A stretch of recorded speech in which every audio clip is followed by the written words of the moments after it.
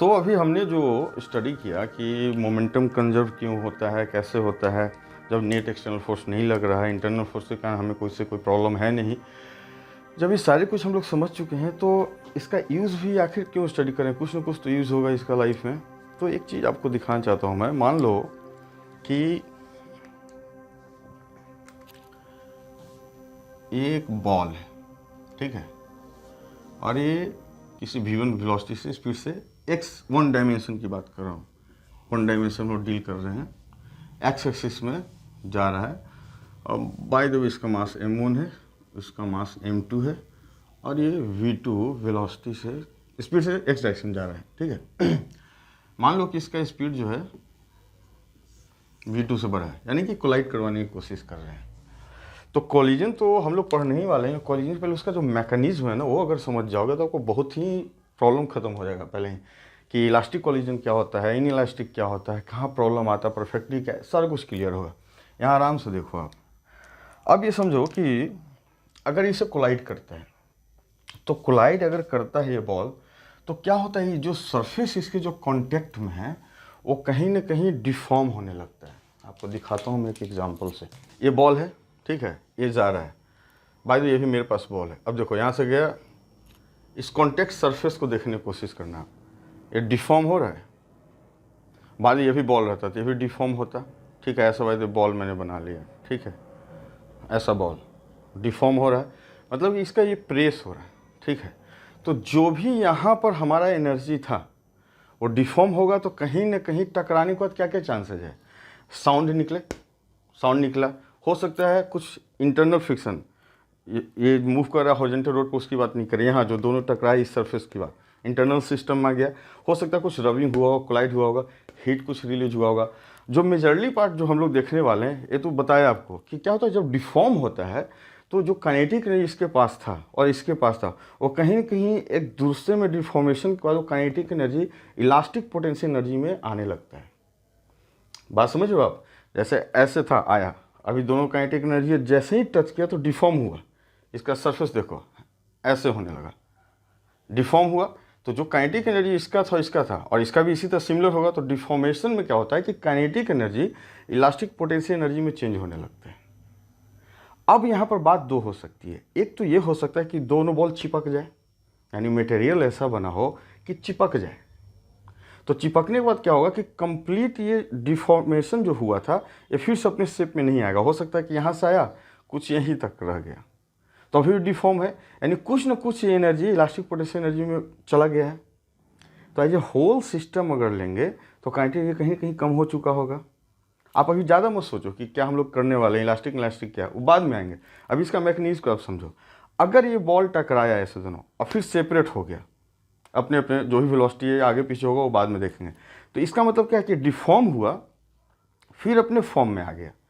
यानी कि टोटल इसका आइडियल केस में बात करें कि टोटल सिस्टम में दो बॉल ऐसे आया, डिफॉर्म हुआ, चिपका रह गया, तो टोटल काइनेटिक एनर्जी कुछ ना कुछ लॉस हुआ होगा, क्योंकि ये डिफॉर्मेशन में potential energy, elastic potential energy इसमें स्टोर हो गया होगा, उसको भले ये साथ में मूव कर रहा है, लेकिन आया, टकराया और सेपरेट हो गया।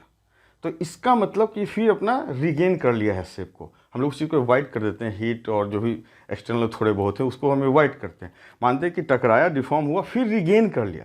तो रिगेन किया तो फिर यानी इसका पोटेंशियल एनर्जी कहाँ चेंज हो गया, काइनेटिक एनर्जी में। तो जब भी दो ऑब्जेक्ट ऐसा मटेरियल का बना हो, या हम लोग कोशिश करें कि इसमें ग्लू चिपका दें या कुछ ऐसा फेविकोल, कुछ भी ऐसा काया, ऐसे कोलाइड किया और चिपक गया, डिफॉर्म हुआ, थोड़ा सा रिगेन किया, लेकिन फिर भी थोड़ा सा कंप्लीट रिगेन नहीं किया, तो इसमें क्या होगा, टोटल काइनेटिक एनर्जी लॉस हो गया। तो इस तरह कोलिजन को बोलते हैं इन इलास्टिक।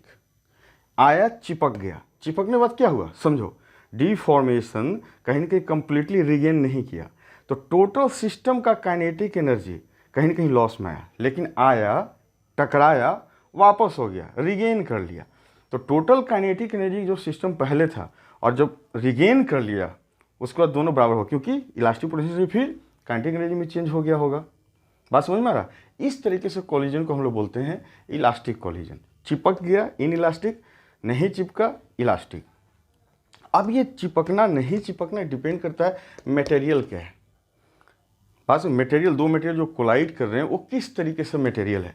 तो यहाँ पर सबसे इम्पोर्टेंट बात ये समझना कि जब ये कॉलिजन होता है तो एनर्जी लॉस क्यों हो रहा है। अब पूरा सिस्टम का अगर बात करोगे तो एक्सटर्नल फोर्स तो कोई नहीं लग रहा है, ये बॉल आया, ये आपस में मूवमेंट कर रहा है, वेलोसिटी से जा रहा था, एज ए सिस्टम दोनों बॉल को लगो तो एक्सटर्नल नहीं लग रहा था। अभी पिछले हमने सेशन में क्या देखा, जब एक्सटर्नल फोर्स नहीं लगता है तो मोमेंटम कंजर्व होता है। तो सपोज ये आया, टकराया और चिपका रह गया, तो क्या हुआ, इन इलास्टिक, मोमेंटम तो कंजर्व है लेकिन साथ साथ में इसका एनर्जी डिक्रीज किया हुआ, लेकिन आया, टकराया, सेपरेट हो गया, तो मोमेंटम कंजर्व है और काइनेटिक एनर्जी भी कंजर्व है। क्यों ऐसा हो रहा है, डिफॉर्मेशन के कारण। लॉस क्यों हो रहा है कि कंप्लीट रिगेन नहीं कर पा रहा है। होपफुली आपकी बात समझ में आया होगा। अब हम लोग देखते हैं यहाँ पर इस चीज़ को कि अगर कि इस केस में ये गया और यहाँ पर हम लोग मान लेते हैं कि ये कंप्लीटली स्टिक हो गया। स्टिक होने का कोई भी रीज़न है, ग्लू है, मटेरियल ऐसा है चिपक गया आपस में और बिल्कुल इंटरकनेक्ट हो गया, तो हम लोग इस तरह के कॉलिजन को बोलते हैं इन इलास्टिक, स्टिक टूगेदर। क्या बोलते हैं, in elastic, perfectly elastic collision. इसमें क्या होता है कि अभी टोटल सिस्टम, एक्सटर्नल फोर्स तो नहीं लग रहा है, बात समझना, एक्सटर्नल फोर्स नहीं लग रहा है तो मोमेंटम हमारा क्या होगा, कंजर्व होगा, और चिपक गया है तो कहीं कहीं डिफॉर्मेशन कंप्लीट रिगेन नहीं किया है, यानी कि काइनेटिक एनर्जी का लॉस होगा। समझ में आ रहा है चीज़ों को, यानी कि साथ में चलने लगा। और यहाँ पर लॉस हुआ तो किसी फॉर्म में हो सकता है, इलास्टिक पोटेंशियल एनर्जी जो बॉल के केस में दिखाया ऐसा हो सकता है, हीट थोड़ा सा निकल जाए, साउंड निकल जाए, जो भी फॉर्म है वो बात की बात है। दूसरा केस हम लोग लेते हैं कि नहीं, ये आता है, टकराता है, और इस केस में क्या था कि बॉल अब गेट टुगेदर जाने लग गया, ठीक है। इस केस में क्या होगा कि सेपरेट आफ्टर कॉलिजन, इसको क्या बोलते हैं, इलास्टिक कॉलिजन। इसमें क्या है कि बॉडी आया, टकराया, लेकिन फिर से अपने अपने तरीके से जाने लगा। हो सकता है कि ऐसे हो, डायरेक्शन बात की बात है, लेकिन इसमें क्या है कि सरफेस फिर से रीगेन कर लिया। तो potential energy total as a whole system आप लोगे तो एक्सटर्नल फोर्स नहीं लग रहा है तो पोटेंशियल नहीं, momentum is conserve and kinetic energy is also conserve, क्योंकि रिगेन कर लिया। तो जो पहले था सिस्टम का kinetic energy, after just after separation भी उसका काइनेटिक एनर्जी उतना ही रहेगा। ये दो चीज समझ में आया। अब एक केस आपसे मैंने पहले बोला था कि सारे पार्टिकल आपस में इंटरेक्ट कर रहे हैं, तो ऐसा भी पॉसिबल है केस कि कोई बॉम्ब जैसे एक्सप्लोड होता है या कोई ऐसा कुछ चीज़ है उसका इंटरनल स्ट्रेस के कारण वो ब्लास्ट कर गया, ठीक है। कुछ ऐसा लिया, कोई बॉल ही है, कुछ ऐसा इंटरनल स्ट्रेस है, ये ब्लास्ट कर गया, ऐसा ब्लास्ट कर दिया टू पार्ट में। इस केस में क्या होता है कि आप एनर्जी, जो एनर्जी हम लोग बात कर रहे हैं कि लॉस हुआ, यहाँ पर रिगेन कर लिया, तो कुछ ना कुछ इसका सिस्टम का, अब इनिशियल स्टेज में क्या था, इसका काइनेटिक एनर्जी जीरो था।